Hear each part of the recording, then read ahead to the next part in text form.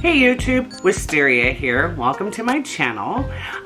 Today I wanted to share with you the 10 things that I have learned while starting my business and running my business for 4 years, almost 4 years now. The first one being to decide on your product. It's really important to find and fine-tune and be the expert in your product. But know your product, make sure they work, do testing. Testing is so very important. Test everything and can stand behind your product 100% because you know that you have done everything that you can possibly do to make it the best. The second, number 2, will be pricing. In the beginning, I just grabbed a price out of the air, and that turned out to be a huge mistake because I didn't take into consideration the cost of my goods, the cost of shipping the materials to me and out to my customers, the cost of wax and the cost of the stones, the beautiful stones that I love to use, and calculated all those costs and came to the conclusion that I was pricing my products way too low. At the beginning of 2022, my prices went up a little bit. I had to make the adjustment so that I could actually make a profit. And the pricing is important, and there are different formulas online that will tell you how to price out your product. Number 3 is a business structure. If you want to just carry on as a sole proprietor, that's fine. You know, I wanted to create an LLC, so I LLC'd my company because I wanted it to be its own separate entity, not only for business credit purposes, but I wanted to make it its own entity so that, you know, for protection of myself and also for my company.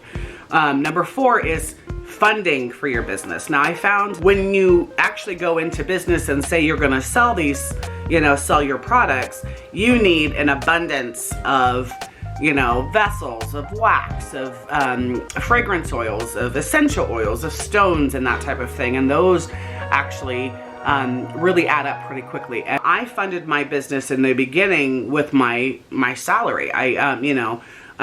So when I was working full time, that money would just go right off into, some of my money would go off into my business, and I was able to purchase because I knew, in 2 weeks I got paid again.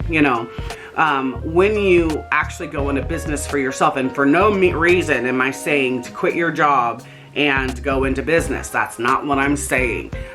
Get into a position where your business is flourishing and can pay for itself.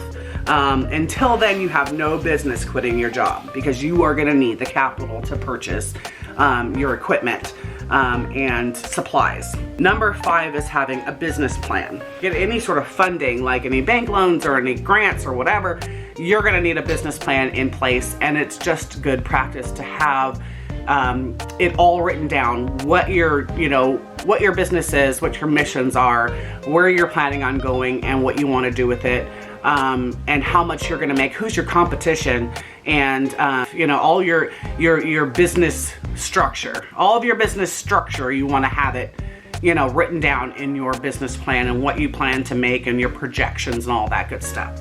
Or you fund your business, you want to have a business bank account.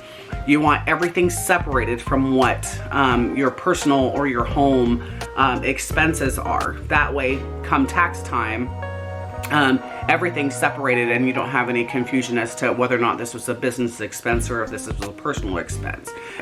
Okay, as far as your marketing is concerned, I personally use Facebook, Instagram, LinkedIn, as well as we do email outreach. So, and we'll go into that later on when we talk about wholesaling.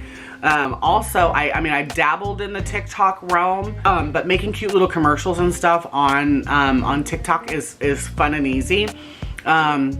Number 7 is to keep it simple. I probably have about, I think, close to 100 different products that I actually sell and produce.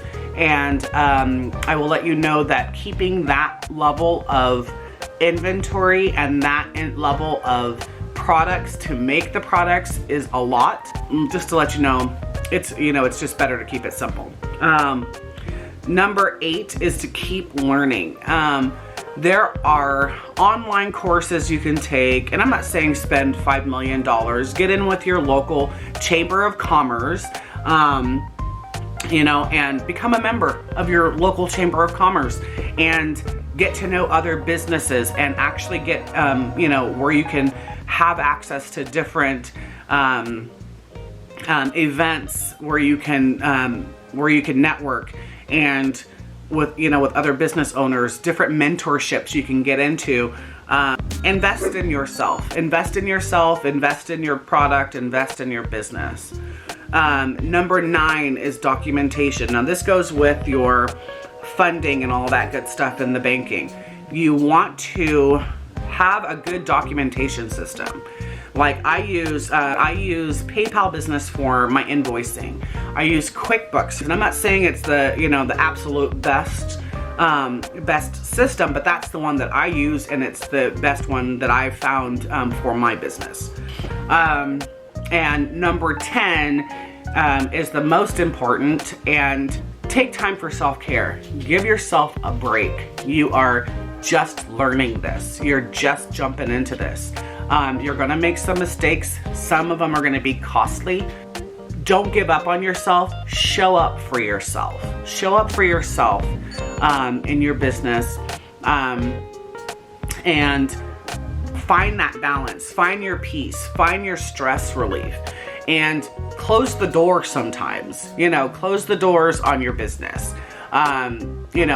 If it has to be for a day, if it has to be for a weekend, take that time for yourself. And what most importantly that I didn't do this last year was schedule a vacation. You know what I mean? Generally in your day-to-day work, your career, you had a 2-week vacation. And this last year we had so many things going on. I mean, we made the most we had ever made, which was awesome.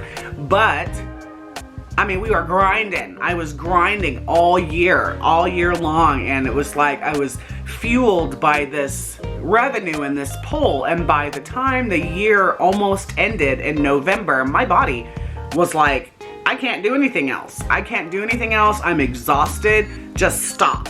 So take some time to go on vacation and give your body and your brain some time to just stop. And your absolute best ideas and your best creative mind comes out when you are in a relaxed state, seeing something beautiful or rejuvenating your soul, so take some time and, take that time for yourself. It's important.